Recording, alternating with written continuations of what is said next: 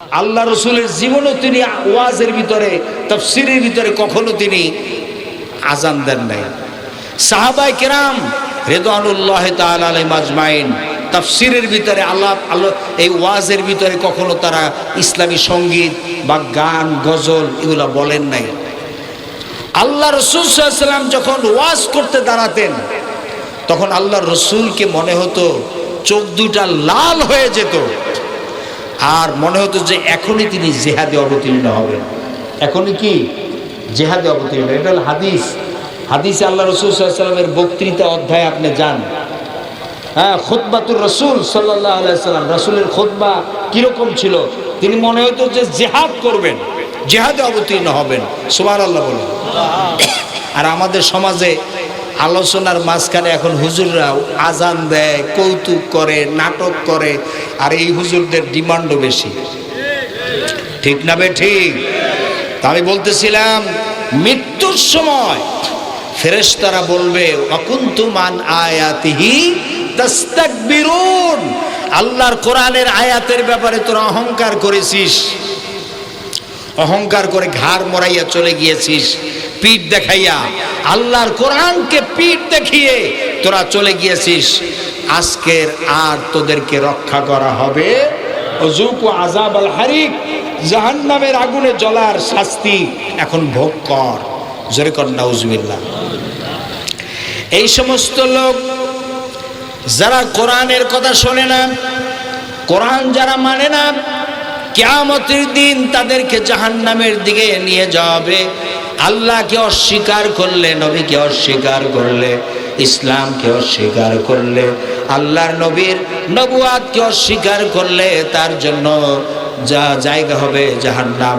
আর সেই জাহান্নামে এত মারাত্মক, এত কঠিন জায়গা, যে জায়গা সম্পর্কে আল্লাহ পাক বলছেন ইন্নাহু মাইয়াতি রাব্বাহু মুজরিমান ফাইন্না লাহু জাহান্নামা লা ইয়ামুতু ফিহা ওয়ালা ইয়াহইয়া। অপরাধী হয়ে যে লোক আল্লাহর দরবারে উপস্থিত হবে তার জন্য জাহান্নাম হবে, আল্লাহ পাক তাকে জাহান্নাম দিবেন। আর ওই জাহান্নামে লোকটা যখন পড়ে যাবে, জাহান্নামের অবস্থাটা তখন এমন হবে লা ইয়ামুতু ফিহা ওয়ালা ইয়াহইয়া, সে বাঁচবেও না মরবেও না, জীবন মৃত্যু একটা অবস্থার সৃষ্টি হবে।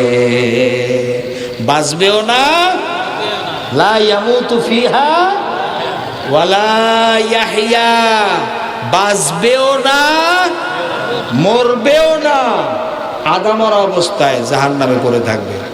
আমার ভাইরা, জাহান্নামের শাস্তি এত মারাত্মক, জাহান্নামীরা মৃত্যু কামনা করবে, বলবে আল্লাহ আপনি আমাদের এর চাইতে মৃত্যু দিয়ে দেন। ইয়াস্তারিখুনা ফিহা, কোরআনের আয়াত, ওয়াহুম ইয়াস্তারিখুনা ফিহা, জাহান্নামের ভিতরে জাহান্নামীরা চিৎকার মেরে আল্লাহকে ডাকতে থাকবে, বলবে আল্লাহ আল্লাহ আল্লাহ। কারণ আল্লাহ বলবে যে এই জাহান্নামের গোষ্ঠীরা, এই জাহান্নামীরা, তোরা আমারে ডাকিস কেন? তোরা যদি দুনিয়া আমাকে একবার ডাক দিতি, আমার কুদরত আমার রহমত তোর দিকে ৭০ বার তোমার দিকে তাকায় ফিরে তাকাতো আর ডাক দিত, আর বলতো বান্দা তুই কি চাও আমার কাছে। কিন্তু এখন তুই জাহান্নাম, দুনিয়ায় তুই আমারে একবারও ডাকিস নাই, অথচ জাহান্নামে আসার পরে তুই আমাকে শুধু এখন ডাকতেই আসো। ওয়াহুম ইয়াস্তারিখুনা ফিহা, চিৎকার মেরে আল্লাহরে ডাকতে থাকবে। আল্লাহ বলবে যে এখন ডাকো কা, কি হইছে, ডাকো কা?